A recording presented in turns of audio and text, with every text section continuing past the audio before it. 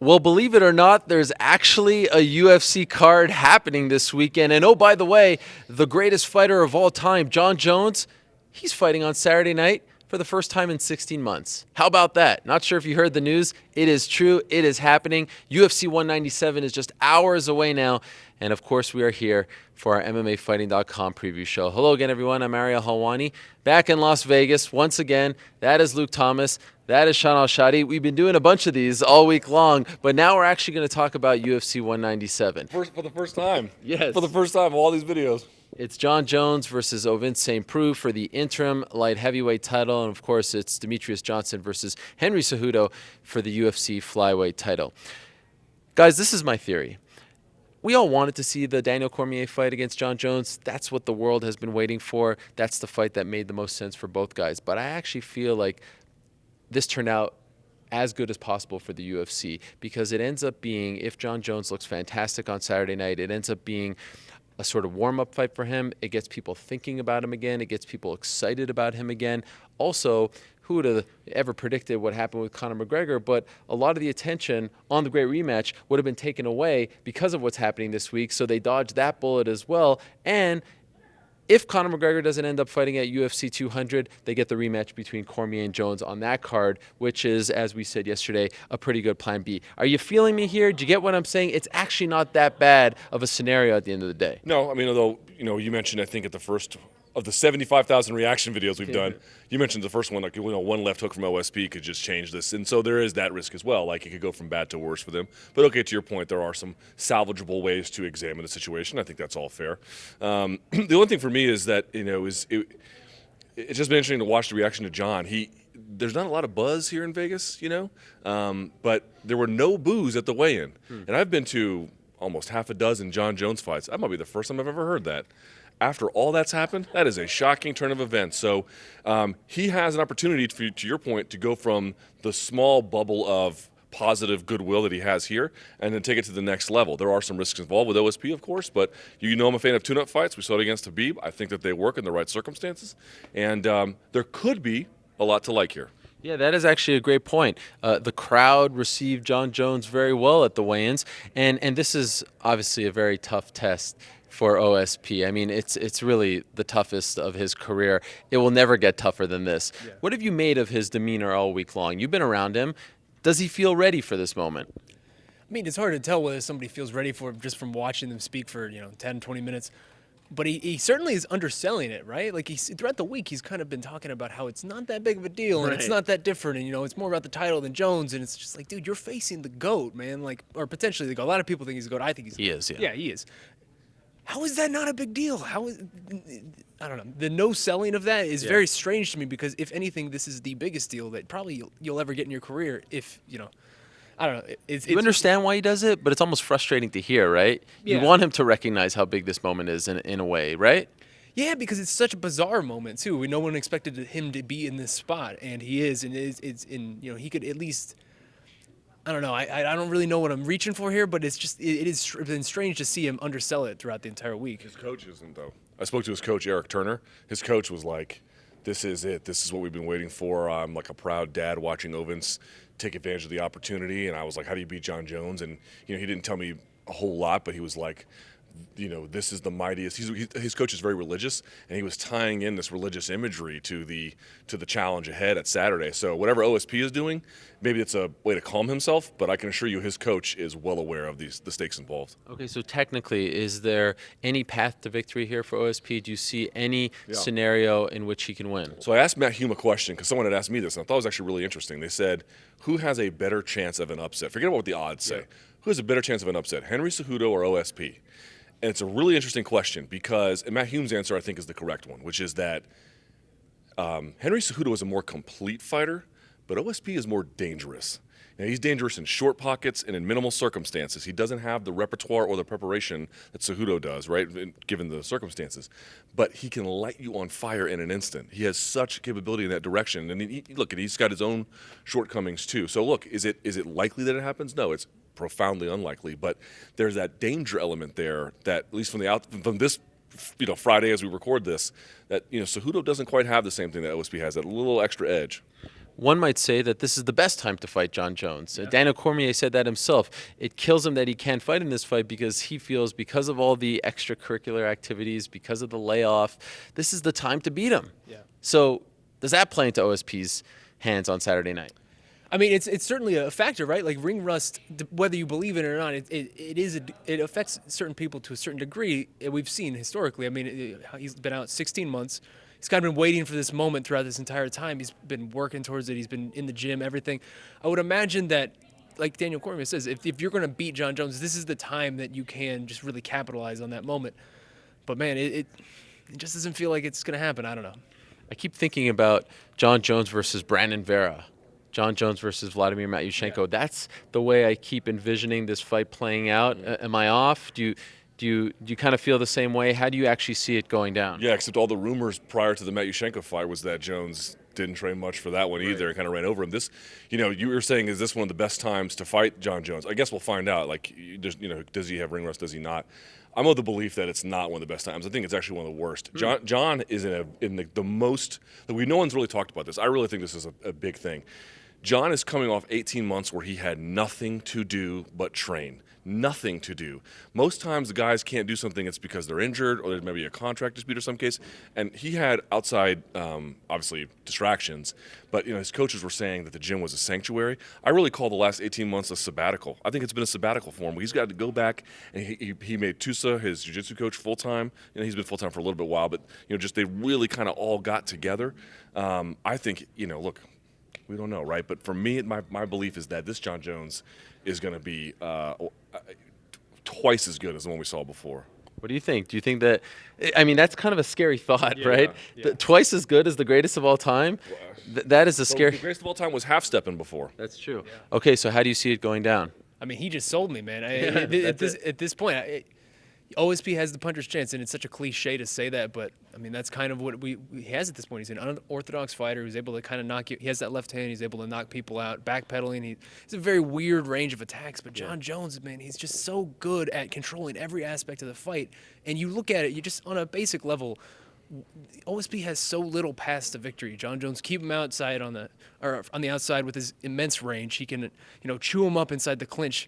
OSP really has no range where he's able to capitalize on, some advantage against John Jones. I think ultimately it is what it is. Can we agree on something right here, right now, 24 hours before the fight? If OSP beats John Jones on Saturday night, that is upset.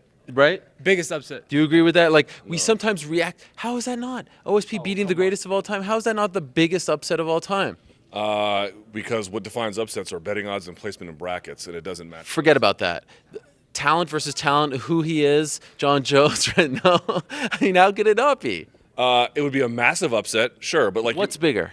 In terms of upsets, Sukaju beating Little Nog is a bigger upset. Oh, get out of here. I'm talking about that's what defines. Everyone's like, this is the biggest upset, or this isn't an upset. It's not your individual opinion. It's what the odds say. Yes, that's what I'm saying. It's my individual opinion. How could the greatest of all time losing to the what is he? It would be eighth? It would be a monumental thing. But to your point, again, I think he's going to come out looking better. But to your point, we don't know. Right. Maybe he comes out looking kind of flat. He'll have recourse to say, I get a do-over. Yeah, it would be monumental, but okay. I'm just saying by the strict definition of upset, it's not. I just want to say now, because sometimes we do these post-fight videos after big upsets, and we're like, this is the biggest upset. I just want to let it be known before the fight, if OSP wins, that's the biggest upset, at least in my opinion. Okay, so you both agree John Jones is winning on Saturday night, correct? Seems that way. Correct. Okay, let's move along to Demetrious Johnson versus Henry Cejudo for the flyweight title. There is something about this matchup that I really love. It feels fresh. It feels different. I love what Cejudo's been saying. There's something about it. And there's a Holly Holm aspect there a little bit where I feel like we haven't seen all of Cejudo's cards, although I do kind of wish he had a little more time to prepare, a few more fights under his belt. Do you think he can be the one to finally beat Demetrious Johnson at 125? No. And, you hate to just discount anybody, but it just doesn't feel like it's there, right? Like he hasn't looked ultra impressive in his time in the UFC. It is an interesting matchup though, because this is a guy who DJ has been kind of watching since he got into the UFC. He's been talking about him for the past 2 years. Like you said, I don't feel like we've seen all of his cards, but I just don't think all of his cards are good enough when it comes down to it. What do you think, Luke? I mean, there is a case to be made that he hasn't had enough experience to fight a guy like DJ in MMA. Of course, he has that amazing Olympic resume, but do you think it would have behooved Henry Cejudo to have 2 or 3 more fights, maybe even 1 more, or he is who he is at this point? No, I agree. Would have been better to have a little bit more. Have a little bit more run. I would have liked to have seen him fight Horiguchi. I think that would have been a really interesting test. I think 2 different kinds of guys, and somebody who can keep away from Cejudo would have been really interesting to see too. Because I think DJ can do both of those things. He can come right at you, and he can also stay away from you. I mean, look. Here's the truth. On paper, there's just not a lot you can look at with Cejudo in an MMA context and draw confidence about his chances. That's just my view of things. But I'll also say this, like the closer we get, I wonder if because of that completeness that Hume alluded to, maybe he can steal a round or 2. Maybe he can get a late takedown, a hold DJ down in ways we didn't think possible. Maybe he can make it kind of close where we head into the 4th round. We're like, you know what? This is surprising because the truth about MMA upsets is, for the most part, when these, like, especially in championship fights, they always, always, always take you by surprise. It's always the guy you're like, yeah, there's no real path, and then they just show you something they've never shown you. Yeah. It happens all the time. So, like, again, what's the smart money? Smart money's on DJ. I mean, it's always going to be on DJ for the most part.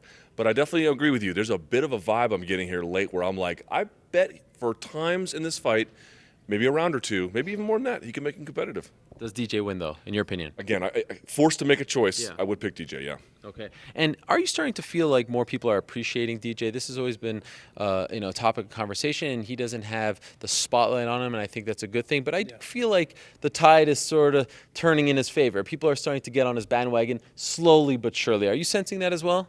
I'm sensing that. I agree with you. I mean, he's definitely starting to put his personality out there more. I mean, he promotes his Twitch channel any chance he gets, and he loves that thing.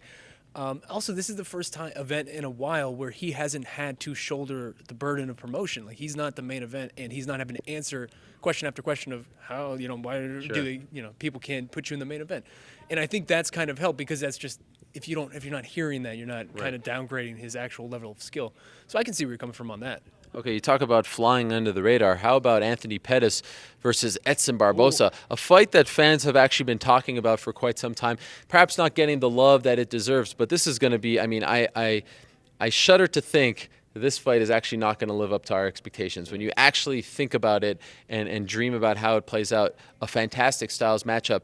This term is thrown around a lot in sports, combat sports, do or die.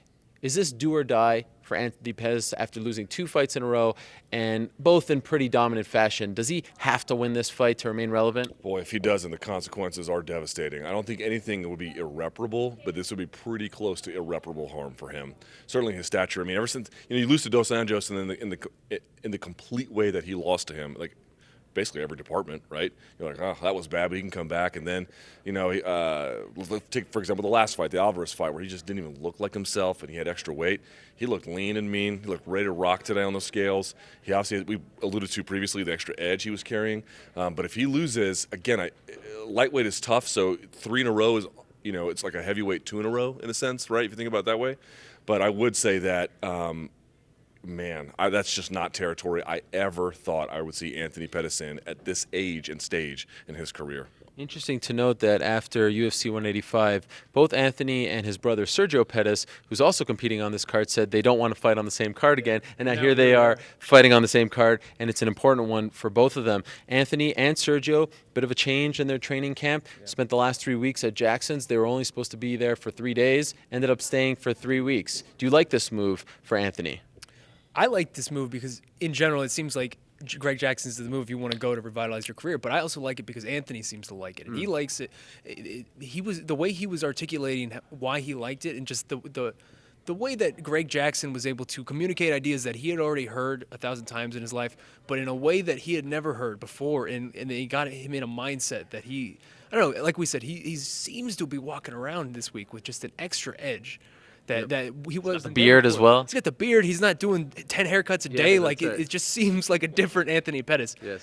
And I'm excited to see what comes out of that. Okay, who wins? That's a hell of a fight. I lean towards Anthony. Okay. But I don't. Yeah, I'm gonna go with Anthony. But I'm really looking forward to it. I'm gonna go with decision. Okay. How about you? Leading up to this, I was thinking Barboza.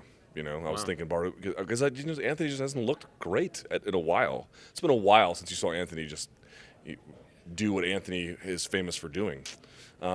getting here in fight week and then talking to Duke Rufus and talking to the folks around him, maybe I'm getting a little bit of a different vibe now. I don't know. Drinking the Kool-Aid. A little bit, and sometimes drinking the Kool-Aid really steers you wrong. But sometimes being here on these fight weeks, you're like, oh, that's what I missed being at home. Right. So I guess I'm warming up to it, Pettis, but I don't know. I really don't know. Okay, let's wrap. What do you mean wait a second. It just occurred to me that you're sitting on the fence. You of all people. All right. I'll say Pettis, but honestly, it's really very much competitive. For the record, in the history of these preview shows, no one has ever sat on the fence until now. I just want you to know that. What? That is true. It's true. Really? Gun to their heads, they make a pick. I just want you rectified the situation, but I wanted to throw it out there. Okay, 2 more fights on the main card before we say goodbye. Rafael Natal versus Robert Whittaker. Just give me a pick. Who you got? I like Robert Whittaker a lot. I think he's another example of the kind of guy who, at middleweight, he's looked really great. It's kind of that Anthony Johnson thing of when you're not sucking in all your body weight, trying to make this lower weight class, and you can actually, perform up to your abilities on fight night, it makes a big difference, and I'm going to go with him. Okay. Who do you got? I like Whittaker too, but Rafael Natal is a funny dude because he's a donk, right? But on the ground, he's very skilled. And I think if Whittaker really is a little bit short in some of his takedown defense and scrambling issues, Natal can really make you pay. Like you think you get the sense about Natal where he's like, I can outstrike this guy, and then all of a sudden the quicksand starts to suck you in. And once he gets to the ground, truly he is a very capable competitor. So I like Whittaker, but I also like the fight as a good test for him. All right, and then how about Yair Rodriguez, who got a huge reaction here at the weigh-ins against Andre Touchy-Feely. A fun fight. What do you think? I like Rodriguez a lot. Okay. He's still a talent developing. He feels like I'm not comparing him to John Jones, but that's that stage in John Jones' career where he had these high amplitude throws, and then he sort of narrowed and refined his offense. I feel like that's the next stage for Rodriguez as well. Feely is not to be trifled with. He's a very talented guy, but I just feel like the better athlete is Rodriguez, and I feel like the more dangerous striker for sure. And not just that, like Rodriguez scores offense all different ways. He's got a good guard. If you stand, he has great up kicks. He can scramble. He takes risks. He's just a better offensive fighter. Your pick?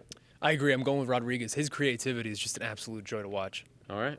A couple other notes about the rest of this card. It's a pretty solid card. The return of the former UFC strawweight champion Carlos Barboza. That is happening on Saturday night. As I mentioned, Sergio Pettis is fighting on this card as well. How about James Vick, sometimes forgotten member of Tough Live, still undefeated. He'll be competing. Kevin Lee as well. So there are some names to look out for on this UFC 197 card, but none bigger than the return of John Jones, fighting for the interim light heavyweight title against OSP. And then, of course, Demetrius Johnson, the number 2 best pound-for-pound fighter in the world, fighting against Henry Cejudo. Do not go anywhere. Thank you so much for watching our coverage of UFC 197. Up until this point, we're back Saturday night for full post-fight coverage. So, again, do not go anywhere. We'll see you on Saturday night.